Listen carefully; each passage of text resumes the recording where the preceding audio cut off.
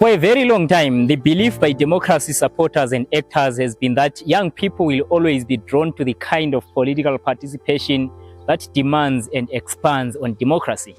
But what we are seeing right now is actually the opposite of that. Young people are disconnecting from the democratic discourse in many ways.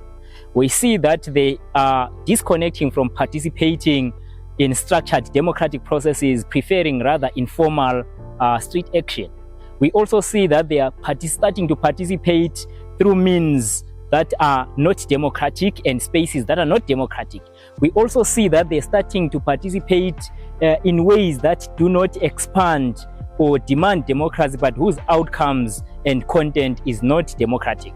So at the end of the day, the conversation has to move beyond youth political participation and rather start focusing on the content and the outcomes of that participation. Is it democratic and democratizing? We define the youth democratic disconnect as the apparent trend where young people are no longer participating in processes, or they are participating, but the form, content, and outcome of their participation is not in pursuit of democracy and also is not through democratic means. So that is what we define as the democratic disconnect. There are several reasons this disconnect did not set in over time. I think I would outline three major reasons why young people are disconnecting from democracy. The first one is their disillusionment, because young people are growing up at the tail end of the third wave of democratization, which was, ushered in by post-independence politics as well as post-Cold War politics. It came with a promise of progress, a promise that through democracy, people's lives will be better, the quality of their lives will be better. But 30 years later, that hasn't happened. Young people are struggling everywhere, and they start to question the legitimacy of the state and the credibility of its institutions if it cannot deliver public goods for them, if it cannot guarantee a future for them. So because of that, they don't see the point of participating. Secondly, young people are disconnecting because the spaces for democratic expression sometimes are very constrained and they are excluded from those spaces. You find that if in political parties and also even in civil society and trade unions, for example, young people are pushed to the periphery of processes, pushed to the youth league, pushed to youth wings, pushed to those spaces where their only value is being seen as revolutionary street fighters for that cause, and not the people who actually shape the direction of the discourse.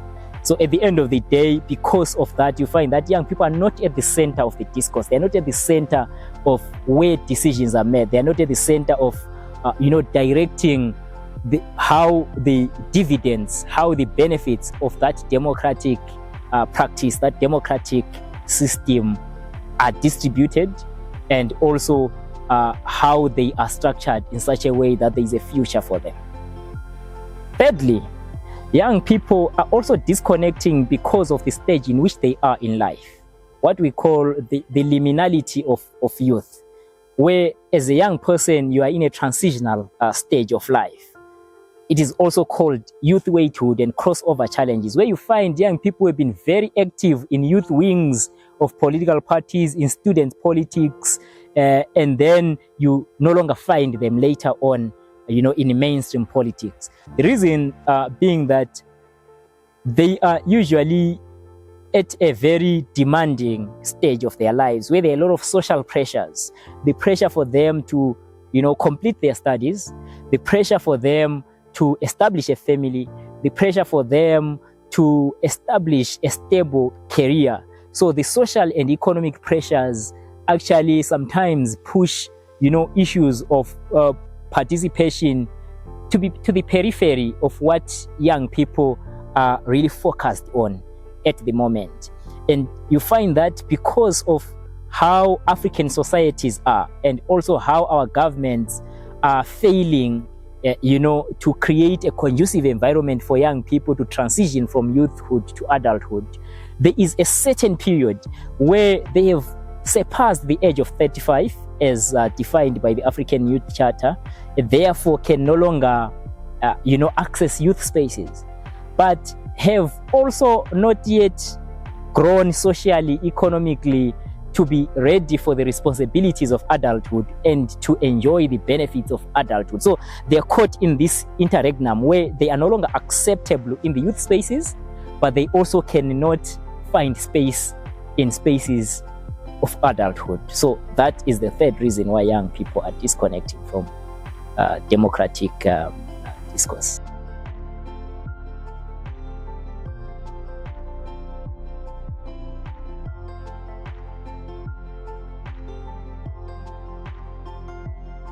Not all social and economic spaces for youth qualify as pockets of democracy. There are certain indicators. The first one being that it has to be democratically self-organized in an organic way, meaning that no one came in to create that space. They created themselves. Secondly, it has to be organized around social and economic interests of those young people. What brings them together should not be the pursuit of some lofty concept or ideal, but social and economic interest. Thirdly, it has to be a space that is democratic, both in practice and in pursuit. The way in which they engage with each other, how they elect their leaders, how everyone has a voice in there, are also very critical.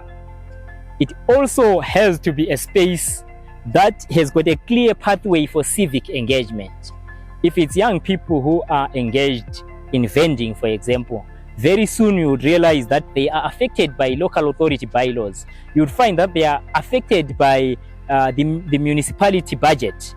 They are also affected by law enforcement activities that happen around them. So all those are already pathways for civic engagement, for connecting them to the public discourse. Thirdly, they have to be spaces that have demonstrated long-term resilience and sustainability. It has to be spaces that didn't start yesterday, didn't start 3 months ago, but spaces that have been over time created and have withstood the test of time, with or without external intervention, with or without support. Right? That's very important. And it also has to be spaces with a defined target group, not a catch-all space for everything and anything to come in there. That is very important to preserve the authenticity and the organic nature of that pocket.